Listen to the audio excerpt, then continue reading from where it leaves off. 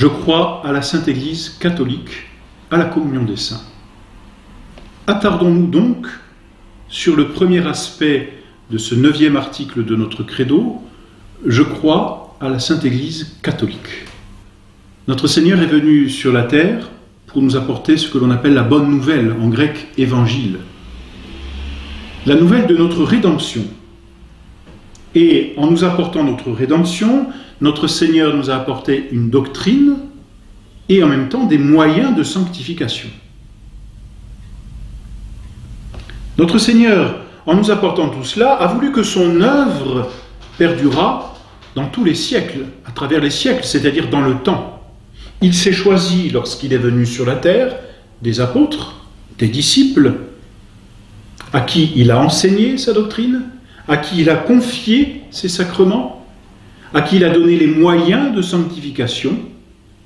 Et sur ces apôtres, par ces apôtres, notre Seigneur a voulu fonder une Église, véritable société, qui permet à la doctrine de notre Seigneur Jésus-Christ et aux moyens de sanctification de perdurer dans le temps à travers les ministres que notre Seigneur s'est choisis et qui eux-mêmes se choisiront des successeurs. Ainsi, l'Église peut perdurer dans le temps, ou plus exactement, l'œuvre de notre Seigneur Jésus-Christ peut perdurer dans le temps grâce à l'Église et surtout grâce aux ministres que notre Seigneur s'est choisi d'abord, les apôtres, et à leurs successeurs. Les ministres sont donc dans l'Église les véritables dispensateurs de la grâce. C'est-à-dire qu'il y a dans l'Église des hommes que Dieu s'est choisis pour donner sa grâce, pour donner la vie divine et sanctifier les âmes. La sanctification de chacun d'entre nous ne se fait pas uniquement dans un rapport individuel de notre âme à notre Seigneur Jésus-Christ, à Dieu, comme on pourrait le croire. Bien sûr que Dieu est tout-puissant, mais le bon Dieu a voulu utiliser les causes secondes que sont les hommes et s'en servir d'instrument pour distribuer ses grâces. C'est d'ailleurs un effet de la puissance de Dieu. Plus un prince est parfait, plus un chef, plus une autorité est parfaite, plus elle utilise de moyens, de rouages, si vous voulez, pour bien montrer qu'elle a cette capacité de gouverner. Et notre Seigneur a voulu, tout en respectant la nature humaine, politique et sociale de l'homme, utiliser les hommes et ses ministres comme ses dispensateurs, comme ses instruments par lesquels passerait sa grâce et sa vie divine. Ainsi, et c'est la première conclusion qu'il nous faut donner, les ministres du Christ, les apôtres et leurs successeurs, c'est-à-dire aujourd'hui le pape et les évêques à travers tout le temps, sont les dispensateurs de la grâce. La grâce passe à travers ces ministres. Si l'on relit l'Évangile, on s'apercevra que notre Seigneur Jésus-Christ a donné à ses apôtres une triple mission qui finalement va être liée à un triple pouvoir. Ou plutôt, à chaque mission, à chacune de ces trois missions, notre Seigneur Jésus-Christ, va conférer un pouvoir. La première mission qu'il donne à ses apôtres, c'est la mission d'enseigner, et par là le pouvoir doctrinal. Nous lisons cela, par exemple, dans l'évangile de saint Matthieu, au chapitre 28. « Allez, dit notre Seigneur à ses apôtres, enseignez toutes les nations. » Saint Marc se fait l'écho aussi de cet ordre de notre Seigneur, au chapitre 16, en disant « Celui qui croira sera sauvé. » Or, croire, c'est adhérer à un enseignement, c'est adhérer à une vérité. Celui qui croira sera sauvé. Dieu, notre Seigneur Jésus-Christ, donne donc à ses apôtres une première mission, un premier pouvoir, celui d'enseigner, un pouvoir doctrinal. Deuxième pouvoir qu'il donne à ses apôtres, c'est un pouvoir de sanctifier, qu'on appelle aussi un pouvoir sacerdotal.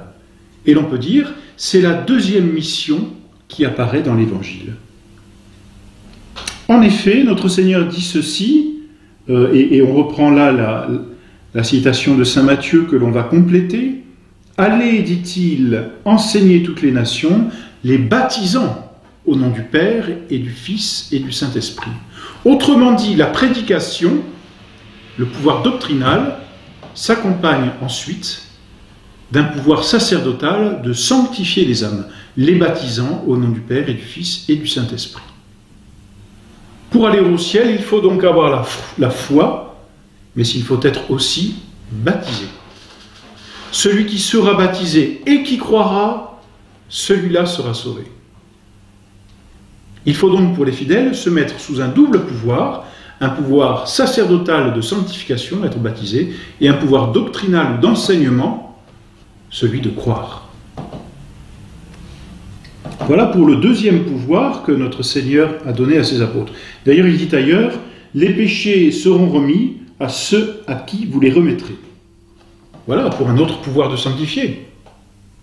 Le sacrement de la pénitence, la confession, dans laquelle on accuse nos péchés pour en être pardonné de Dieu. Pouvoir de sanctifier les âmes. Autre pouvoir sacerdotal que notre Seigneur donne à ses apôtres, c'est le soir de la Sainte Seine. Lorsque notre Seigneur a consacré le pain et le vin, il donne l'ordre à ses apôtres de faire la même chose, c'est-à-dire de consacrer à nouveau. Faites ceci, c'est-à-dire réalisez cette consécration que je viens de faire, faites ceci en mémoire de moi. Pouvoir sacerdotal par excellence, pouvoir de dire la messe, de célébrer la messe et de consacrer à nouveau le pain et le vin en le corps et le sang de notre Seigneur Jésus-Christ. Voilà pour le deuxième pouvoir de sanctification qu'ont reçu les apôtres de la part de notre Seigneur Jésus-Christ. Troisième pouvoir que l'on peut apercevoir, lire simplement dans l'Évangile, c'est un pouvoir de gouvernement, un pouvoir de direction, si l'on peut dire. Et là, c'est encore la phrase de saint Matthieu qui possède ce triple pouvoir. « Allez enseigner toutes les nations, les baptisant au nom du Père et du Fils et du Saint-Esprit. » Et il est ajouté « leur apprenant à garder tout ce que je vous ai commandé. » Leur apprenant à garder tout ce que je vous ai commandé. C'est-à-dire que notre Seigneur donne à ses apôtres un pouvoir de gouvernement et de légiférer pour garder ce que notre Seigneur a commandé. En donnant ce pouvoir de légiférer, eh bien notre Seigneur donne à ses apôtres le pouvoir de gouverner, le pouvoir de commander. Quand on lit l'Évangile, donc, on s'aperçoit que l'Église et les ministres dans l'Église, qui sont les dispensateurs de la grâce, possèdent ce triple pouvoir, pouvoir d'enseigner, pouvoir de sanctifier, pouvoir de gouverner. De cela, il résulte une conclusion extrêmement importante, c'est que notre Seigneur, en fondant l'Église, a voulu qu'elle fût, et qu'elle soit encore, une société hiérarchique. C'est-à-dire avec une véritable hiérarchie. Des hommes qui commandent et d'autres qui obéissent, car c'est cela la hiérarchie. On peut aller plus loin encore, pour préciser, si l'on veut, cette hiérarchie. C'est que notre Seigneur, lui-même, le Christ, a mis à la tête de son Église un chef suprême, en la personne de Saint Pierre. Notre Seigneur lui a promis la primauté. « Je te dis que tu es Pierre, et sur cette pierre je bâtirai mon Église, et les portes de l'enfer ne prévaudront point contre elle. Je te donnerai les clés du royaume des cieux, et tout ce que tu lieras sur la terre sera lié dans les cieux, et tout ce que tu délieras sur la terre sera délié dans les cieux. » Et on trouve ça dans l'évangile de saint Matthieu au chapitre 16. Et c'est ainsi que notre Seigneur a changé le nom d'ailleurs de Simon, Bar-Yona, fils de Jonas, en celui de Pierre, sur laquelle serait bâtie comme sur un roc l'Église catholique. Pierre donc comme fondement de l'Église catholique. Et puis on sait, après la résurrection, notre Seigneur 3 fois va interroger Saint Pierre, pour réparer d'ailleurs son péché, en lui demandant « Pierre, m'aimes-tu » Et chaque fois, Saint Pierre répondra « Vous savez, Seigneur, que je vous aime », sans aucune présomption cette fois. Mais à chaque fois que Saint Pierre va confesser son amour, notre Seigneur va ajouter « paix mes agneaux ». Et à la fin, à la troisième fois, il lui dit « paix mes brebis ». Soit le pasteur de mes agneaux, soit le pasteur de mes brebis. C'est-à-dire, soit le pasteur des fidèles, mais soit le pasteur des pasteurs, c'est-à-dire le pasteur des évêques, et de tous ceux qui doivent paître aussi, nous le reverrons, les brebis. Ainsi donc, notre Seigneur a donné à Saint Pierre un véritable pouvoir au-dessus de tous les autres pouvoirs. Et de fait, dans l'Église, dans l'histoire de l'Église, ce pouvoir a été exercé dès le début comme une véritable autorité. Et il suffit pour cela de relire les Actes des Apôtres, où l'on voit Saint Pierre exercer l'autorité que notre Seigneur lui a conférée. C'est lui, par exemple, qui cherche un nouvel apôtre pour remplacer Judas. C'est Saint Pierre. Bon, c'est lui qui va présider le premier concile à Jérusalem. Saint Pierre, chef de l'Église.